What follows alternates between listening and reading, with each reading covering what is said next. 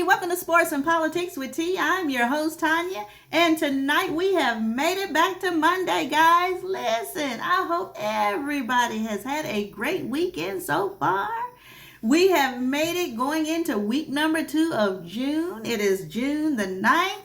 And listen, we are approaching Father's Day weekend, which is this coming weekend. So I heard that the weather is going to be really, really nice this week. I don't know about where y'all are, but as far as where we are, it's going to be great. So I know a lot of people may be getting with their families over the weekend. And you know what? This is the perfect weekend to get away and do things for Father's Day. But also, again, hope everybody is doing great on this Monday. We have a lot to cover. Oh, yes, guys. Come to find out, now this is through the grapevine. Well, this ain't even the grapevine. Everybody's talking about it right now. Elon Musk and Donald Trump is feuding right now. Oh, yes, honey. They have already started the beef already. So, I mean, to me, it's not a surprise because, Donald Trump turns on everybody that comes in contact with him. I mean, look how he did Mike Pence, his vice president from before. He was his right-hand man, and you see where that went. So now Donald Trump has issued some type of bill, and I guess Elon Musk is not happy. Let's just say there was an exchange of words, and this is going viral, guys. I'm telling you, this is like the biggest news I've seen in probably like the last 5-6 months. So anyway, let's go ahead and get started. This is coming from the Today Show, and let's listen in on what's been going on as far as what's going on with this feud, why it started, and what's going to take place after the feud. Now, I'm going to let you know how I feel after this video is complete. And once it's over, we'll chime in and dissect this video one by one. But first, let's get to our top story. Latest on this very public feud between President Trump and Elon Musk. Yeah, it all started with Trump's budget bill, quickly grew to include the results of the election, Musk's government contracts, even the Jeffrey Epstein files. It is getting ugly and personal. 16 social posts in all, 15 of them in a 4-hour period. Consequences already showing up for Musk as Tesla, famously showcased by the president on the south line of the White House. Well, take a look. Tesla's stock plummeting more than 14%. That cost Musk about $20 billion yesterday. Trump Media, the parent company for Truth Social. I'm sorry, I didn't mean to laugh, but this is his buddy. I told y'all, I'm just going to stop before we get deep into this. When he did those tariffs from China, which most of the automobile parts come from China. What did I tell y'all? I said the price of those cars are going to go up. That people weren't buying the vehicle that much anyway, but now this is making it worse. You heard from this guy, 14% down. That's equivalent to $20 billion that he's losing. So anyway, let's keep going. That down more than 8% at a cost of $202 million. So it's costly, and it's a feud that could potentially impact the futures of everything from the Pentagon to NASA to the bill itself. We've got it covered. Let's get started. NBC's Kelly O'Donnell at the White House. Kelly, good morning. Good morning, Savannah. The billionaire blow-up is upending one of the most visible relationships in the president's inner circle. This new divide sets up a test of who will have more influence on the Republican Party's future, the sitting president or one of the biggest donors. For months, Musk seemed to be everywhere, from the Oval to Mar-a-Lago. But now the question is he out for good? This morning, the cleanup after a messy and extraordinary day in American politics. The alliance built on wealth and power between President Trump and the man he put in charge of making massive cuts to the federal government imploded oh so publicly. Mr. Trump first suggesting the Tesla owner's rejection of the president's signature legislation, the so-called One Big Beautiful Bill, is rooted in self-interest. Elon's upset because we took the EV mandate and, which was a lot of money for electric vehicles. The president also reflecting on Musk's recent departure. You saw a man who was very happy when he stood behind the Oval desk And even with the black eye, I said, "Do you want a little makeup?" Musk firing back on social media, replying, "whatever," to the electric vehicle comments, and then kicking off a remarkable online tussle, writing, "Without me, Trump would have lost the election," adding, "Such ingratitude." The world's most powerful man and the richest man exchanging barbs directly. The president posting, "Elon was wearing thin. I asked him to leave, and he just went crazy." Musk writing, "Such an obvious lie. So sad." Mr. Trump going after the SpaceX CEO's bottom line. The easiest way to save money in our budget is to terminate Elon's governmental subsidies and contracts. In response, Musk threatening to decommission SpaceX's Dragon spacecraft that is used by NASA to ferry astronauts to the space station. Musk then writing, "Time to drop the really big bomb," saying the president, quote, "is in the Epstein files. That is the real reason they have not been made public. Have a nice day, DJT." President Trump has... Wow. What is going on? Oh, wow. Epstein. Donald Trump. God. I just don't get it. I don't know why people are surprised. You know, let me tell you what I really think this is. See, he didn't think that Donald Trump was going to cut some of his bills. He thought, well, as long as we cut everybody else's benefits and welfare and subsidies and, you know, that ain't got nothing to do with Tesla. But no, he's saying we're going to do a bill and we're going to get rid of your subsidies for your cars, which is helping people buy those cars, you know, because like for EV cars, especially, like I finance those vehicles. So the government will issue a rebate as like a down payment. So guess what? He's taking away that. So now that's really messing up his sales. So Elon is like, really? You gonna cut my programs now? Hey. I'm sorry. Let's go. Let's keep going. Previously downplayed his relationship with the late convicted sex offender Jeffrey Epstein and denied any involvement with his criminal behavior.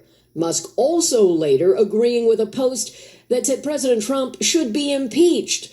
The president downplayed the drama. Quote, "I don't mind Elon turning against me, but he should have done so months ago." Overnight, both sides appeared open to de-escalation. Musk taking back his Dragon spacecraft threat and agreeing with a post that urged the two men to get along. And the president, asked about the feud by Politico overnight, responding, "Oh, it's okay. It's going very well. Never done better." And this morning, it looks like there is a shift toward cooler heads. Sources familiar with this relationship say the president is going to step back from this fight and focus on his key piece of legislation, working to get Republicans to pass it. Savannah? All right, Kelly, thank you. Hey. All right. Well, you heard it from the Today Show that Elon is going back and forth with Trump. And you know what? See, this is, like I said in the beginning, unless it affects them, and I've said that from day one, they don't care. As long as it was cutting programs for us, for just everyday working class and working day people, then he didn't care. But the minute he started cutting subsidies for his cars to help for people to help purchase those cars, now he's got an issue. Oh, he needs to be impeached. Oh, and he's trying to say, allegedly, I got to throw that in there, that Trump has something to do with Epstein now? I'm not surprised, you know, because that's just how it goes. I mean, but like Trump saying, well, why didn't you do this a long time ago? I mean, they were like this the whole time. And like I said, unless it affects them, they don't care. And so, like I said, he turned on his right-hand man, Vice President Pence, you know, because Mike Pence wouldn't certify, he would not disengage the election results. So he was mad with him because of that. So I'm just like, he's got a history of this, you know, and so now Elon Musk is finding out the hard way $20 billion that he's losing because of all of this. Because, see, the thing is, you're putting tariffs on all the parts, but also you're taking subsidies away from the consumer to help buy the car, you know? And so now it's making it hard for people to purchase the car, and the cars are more expensive because of the tariff. So it's like he's going to really lose a lot of money. And so now they're talking trash. And look, not only that, guys, other people is talking about this. We're going to listen in on Stephen A. Smith, his outtake on all of this as far as what he feels about this whole feud between Donald Trump and Elon Musk. So let's go ahead and get into the segment, and then we'll break this video down once it's over. Out of DC. Actually, I got 3, but it's definitely 2 at this particular moment in time. We'll start with Tesla CEO and former head of Doge, Department of Government Efficiency, for those of you who don't know, Mr. Elon Musk, who now has an issue with President Donald Trump. According to ABC News, multiple people who have spoken to the president and Musk have described a widening rift on a range of recent moves by the administration. In addition to that, Musk went on the offensive yesterday, blasting the president over the legislative agenda. Here's what he posted on X last night. Quote, "I'm sorry, but I just can't stand it anymore. This massive, outrageous, pork-filled congressional spending bill is a disgusting abomination. Shame on those who voted for it. You know you did wrong." End quote. In another post, he wrote, quote, "It will massively increase the already gigantic budget deficit to $2.5 trillion and burden American citizens with crushingly unsustainable debt." End quote. And finally, this morning, he posted this quote. Here it is. "In November next year, we fire all politicians who betrayed the American people." End quote. The White House has yet to comment. This is not a good look. Do not pay your next car insurance bill. Repeat, do not pay your bill yet. This is not a good look. But how surprised should we be? You see, when you talk about the $2.5 trillion budget deficit, ladies and gentlemen, our national deficit is already at $37 trillion. So you're talking about this deficit approaching $40 trillion. You're talking about Trump and what he's proposing with his big, beautiful bill, reaching the likes of approximately $43 to $44 trillion. We've already lost our credit rating, our stature, all right? The respect of the financial sector of the world has dissipated for the United States of America. We've got people on Capitol Hill that are anxious, were so anxious to get into power. And we talked about our national debt and how we have to curb spending. But what are we doing? What are we doing? We've got issues with Medicaid. We've got people who are scheduled to lose their health insurance. We're hearing about an economy that's getting better. We're hearing about inflation having dipped.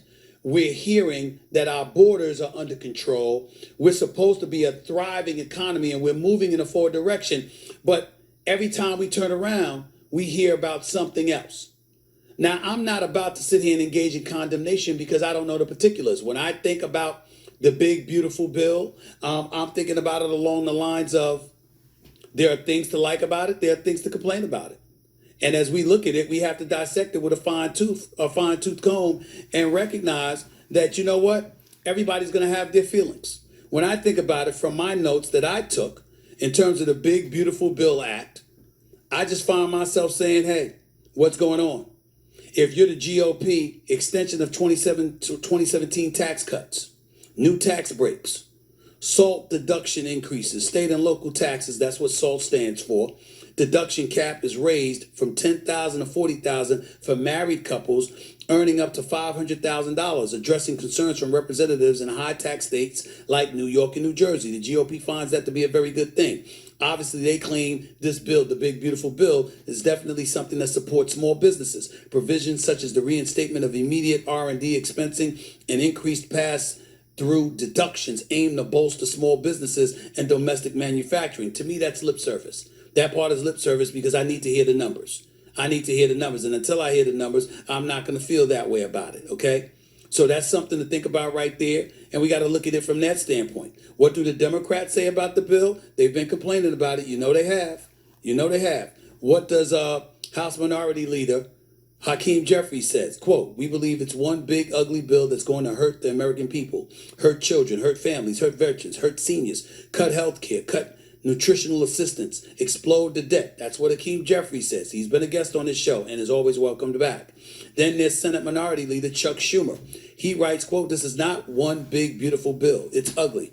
There's nothing beautiful about stripping away people's health care, forcing kids to go hungry, denying communities the resources they need, and increasing poverty," end quote. What are the Democrats' problems with this bill? They're talking about health care cuts. The bill imposes work requirements for Medicaid recipients and reduces federal Medicaid payments to states, potentially leading to millions losing coverage. According to the Democrats, tax benefits for the wealthy. Democrats argue that the bill extends tax cuts primarily benefiting high-income earners and corporations, while offering minimal relief to working and middle-class Americans. What else do the Democrats say? It increases the deficit. The Congressional Budget Office itself estimates that the bill could add $2.3 trillion to the national deficit over the next decade. Social program reductions. The legislation includes significant cuts to SNAP, that is food assistance, ladies and gentlemen, and other safety net programs, which Democrats believe will exacerbate poverty and hunger. Last but not least, restrictions on reproductive and LGBTQ plus health care. The bill prohibits Medicaid from covering gender-affirming care and services provided by clinics that offer abortions, aligning with conservative social issues. Now that last part, I won't challenge. Here is the reason why. If you don't believe in abortion, if you are a pro-lifer, I want to buy your house. I can pay you cash for your house no matter what condition it's in. Why should your tax dollars be spending for something that you inherently don't believe in, whether it be for religious purposes or anything else? Now that's different. And that's true too. I mean, you don't want to just do against what you believe, you know. Let me chime in for just a second what he was saying about all the programs that are being cut. See, this goes back to like 2 months ago when they said they were going to get rid of SNAP benefits, Section 8, food vouchers, SNAP programs, all that stuff to help people. Kids going to school, they may not have the subsidies to fund lunches for schools. You know, so this is really deep. And like Stephen A was saying, you know, it doesn't affect them. Okay, they're just cutting. They're taking a wrecking ball and they're just cutting where they feel like they could save, but they're really not saving money. In fact, they're making things worse. You know, they're making things worse. They're making the economy even worse. And see, like I said with Elon, he's mad because he didn't think that Donald Trump was going to cut any of his stuff. And so now he's pissed. And so now he's talking trash and all this and that. And you know, that shows you, unless it affects them, and I've been saying that since day one, they don't care. The minute it does affect, then you start seeing outrage. Then you start seeing, you know, people just go off the deep end because now it's affecting their pockets. It's almost like black against white. For a long time, they thought it was just going to be minority suffering. No, it's everybody now. Latino, white, and black, everybody, even probably some Japanese and Korean, all them too. You know, these programs are everywhere. You know, they're even getting rid of programs to fund rural areas to get internet for you know, learning, you know, developing kids and things like that. People in the country don't have that luxury that people in the city do. You know, they rely on that internet. They rely on that for their kids and things like that. But they're trying to get rid of all that too. So it's crazy. I like I said, if it affects them, that's when you're going to start seeing the outrage. And this is exactly what's happening right now. if you were born a man or born a woman and you wanted to transition, I believe you should have the freedom to do whatever you want. But your taxpayer dollars pay for it. See, that's where it gets tricky. And that's what we have to understand that. For the most part, I'm very concerned with what the Democrats are saying. Healthcare cuts, I'm very concerned about that. Tax benefits for the wealthy, not as much concerned about that. You know, the top 1% of the population spends about 60% of the taxes.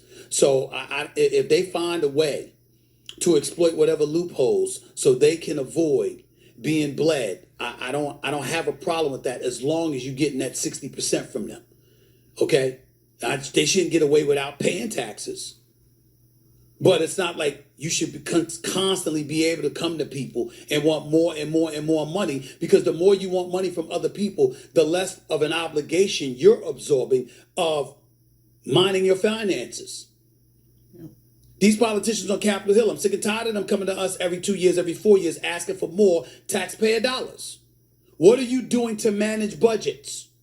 What are you doing to curb spending? We can't have everything. We can't. We can't. And I'm not talking to Republicans and I'm not talking to Democrats. I'm talking to all of their asses. You got a budget, you got a deficit over $37 trillion that's scheduled to explode and exceed over $40 trillion. Both sides of the aisle played a pivotal role in that happening. It wasn't just Democrats in office in the House, the Senate, and the White House all of these years. We've had members of both sides of the aisle in all of those houses all of these years. All of you did this. All of you. You all did this. So I don't want to hear it. But I am concerned about the particulars. I am concerned about the specifics. And I think that needs to be broached. I'll leave it at that for now.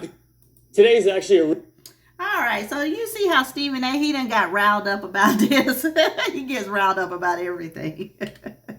He's kind of like me, you know, after a while, you just go completely 360 on it. Because, I mean, it's ridiculous what they doing. They just doing whatever they want to do. And it's like, I don't know. After a while, it just becomes like second nature. You don't even think about it anymore. But anyway, guys, let's go on and get on to the last subject for tonight. We're going to talk about Maxine Waters. You know, she's like one of my favorite politicians because she just tells it like it is. She don't sugarcoat nothing. And Roland Martin, she's up there on his show, and she's going to let you know how she feels about what's been going on so far. I haven't seen her since that when they tried to get rid of the Department of Education a couple months ago, and she was taking a stance on that. So now she's on Roland Martin's show. And let's listen in on this segment, and then I'll let you know how I feel about what she just said as far as Trump and what he's doing right now. Or the program needed to be restored. The money needed to be restored. Made the argument as to why. And see, that's my problem with these black MAGA people who I call the help. It's amazing how they love to say black people who voted for Vice President Kamala Harris on the plantation, but they get real quiet when stuff happens to black people. And when it comes to the Job Corps program, half of the people in Job Corps are African American. Absolutely. And either they are extraordinarily ignorant or they're being dishonest. They know, I believe, they know where these cuts are coming from. For those who want to identify with Trump, they're willing to say or do whatever it takes in order to be embraced by him. But listen, let me tell you something. This strike against children is absolutely unconscionable. I heard someone mention, I think it was he, what percentage of the students that he was talking about are homeless. When I was at the Job Corps, one of the things that the supervisor told me there was that the majority of those students are homeless. And she does not want to try and put them in some kind of temporary program and be with older adults and all of that. Well, you know what I'm saying? When I'm telling them, let's fight. I mean, let's put up the fight. She said they want us out of here. I said, no, let's get our pellets pillows and our blankets, and let's move in and let's not move. The lease has been paid for, and it will be sitting there empty if Job Corps does not utilize it. And so when I talk about sitting in, laying in, I'm talking about doing the kind of work we did and you did when we were fighting against apartheid. We sat in, we got arrested, we did whatever it took. This is the only thing the opposition will understand. This is the only thing that Trump will understand. And so, as I told them, I'm in this fight. And I mentioned to them, I'm from St. Louis. I came from a family of 13 children. I understand what poverty is all about. I understand what it is not to know exactly what's going to happen to you, whether or not you're going to have a place to live, et cetera, et cetera. So we got to fight. We got to be in the street. We've got to be willing to take it on with everything that we have. You talked about homeless. This is a tweet from a woman. She posted this. She said, Job Corps actually saved my life. I was at the end of the road and had nowhere else to turn to. I couldn't afford to finish college. I was homeless at 17, working meaningless part-time jobs. This is the reality for so many people at Job Corps. And of course, she posted these photos right here of her being in the Job Corps. And let's be perfectly clear. Job Corps had some problems. There were some significant problems that had to be addressed. But is it smart to completely shut something down, or do you try to fix it? Well, you know the answer to that. Whenever you are organizing big operations, there are going to be problems. There are going to be mistakes. There's going to be all kind of obstacles that get in the way of being able to do big things. Job Corps is a big thing. Started in 1964 under Lyndon Baines Johnson. It has turned so many people around. It has helped so many young people. It has created new opportunities to get back in school, to have a career, to look forward to being able to earn a living and a living for your family and all of that. And so Trump is out to undermine our success, the success of people of color and Black people in particular, and brown people, etc. He has made it very clear.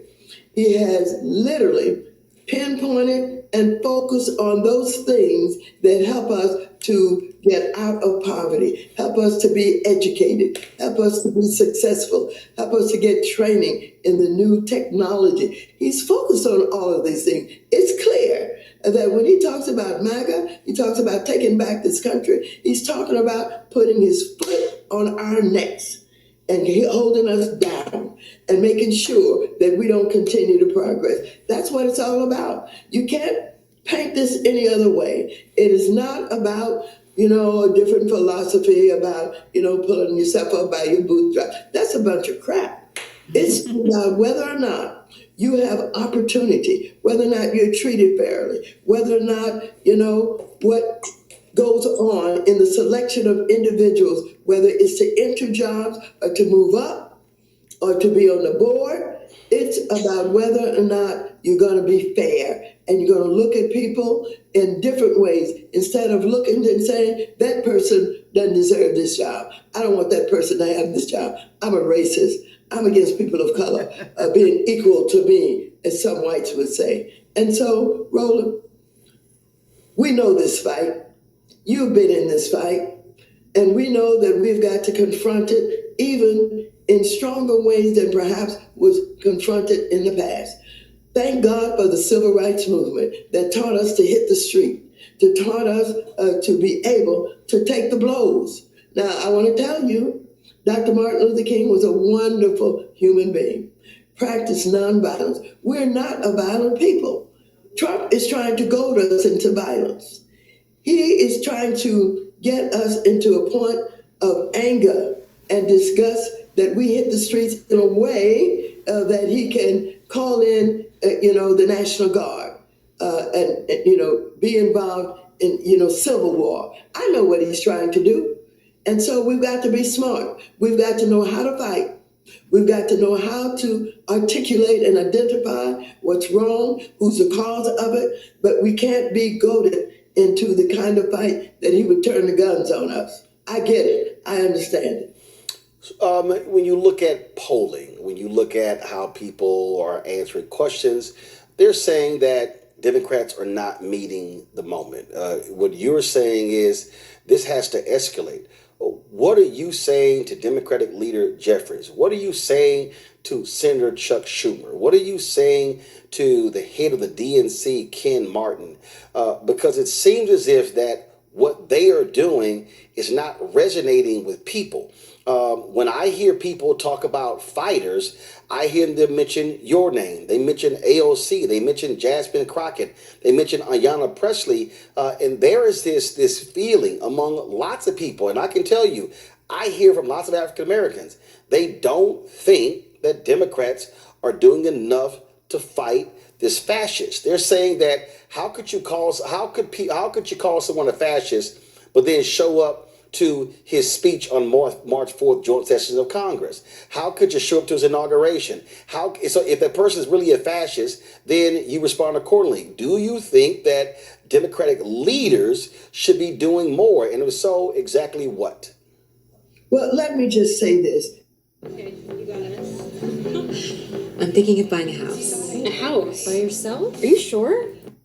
I kind of alluded to the fact that, government is always not understood. And people don't really understand that there's nothing in the Constitution that says the president can't do whatever he wants to do. And that's what we got to get into people's head, is that the President of the United States of America, with these executive orders, are trying to undermine the Constitution. He's trying to do away with laws that have been made. And so we've got to fight them in the ways that we can. One of the things that members of Congress are doing, we all are holding town hall meetings in our districts and talking to people and explaining to them what is happening and trying to get them into the struggle to hit the streets. We can't just do it sitting at home and going on the internet.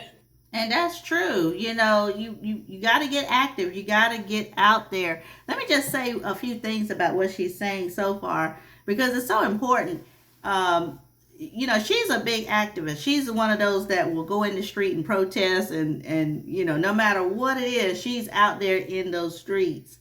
But Roland did raise a good question. If he's a racist, if he's a fascist, why go to his inauguration? Why go to these meetings? Why go to anything that he's in? We got to get to the place if he's really racist, if he's really a fascist and all of this, then we need to stand the ground, is basically what he's saying. We don't need to show up nowhere where he's around. Okay, so that is a good point that he made. It's a lot, guys. It's a shame that he's doing all of this.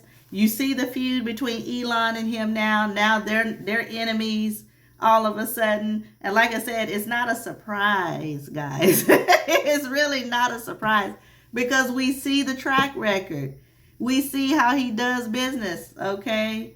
Anytime he can shake hands with Putin, who's the Russian leader, but then have a problem with what's his name, Zelensky, who is more closer to our ally than Putin is. What does that tell you? So anyway, guys, I have enjoyed our show for tonight. Listen, I will be back on Thursday at 8 p.m. We're going to get deeper into the politic game. And also, if you like some things, or there's some things that you want me to talk about or cover, please hit me up in the comment section. I'll be glad to go over anything that's going to be good to hear or go over for you guys. All right. So anyway, I'm going to go ahead and shut it down for tonight. If you enjoyed this content, please hit like, share, and subscribe. And also, if you can, please hit the notification bell. That way you will not miss any episodes every time I come on to YouTube. Okay? All right. So I will be back again on Thursday night. We're going to go a little bit deeper, and we're going to talk about more of the Michelle Obama podcast. We're also going to touch on the new movie that Taraji P. Henson, that everybody's talking about right now. I'm going to watch it probably tonight, just to see how this goes. And let's just say everybody has their opinion on this. So, but I'm gonna be watching it, and y'all just let me know how y'all feel about this too. It's supposed to be on Netflix, so we will see, and I'll let you know how I feel about all of that. All right, but anyway, y'all enjoy the rest of your night, and I will see y'all again on Thursday at 8 p.m. Take care. Love you all. Bye-bye.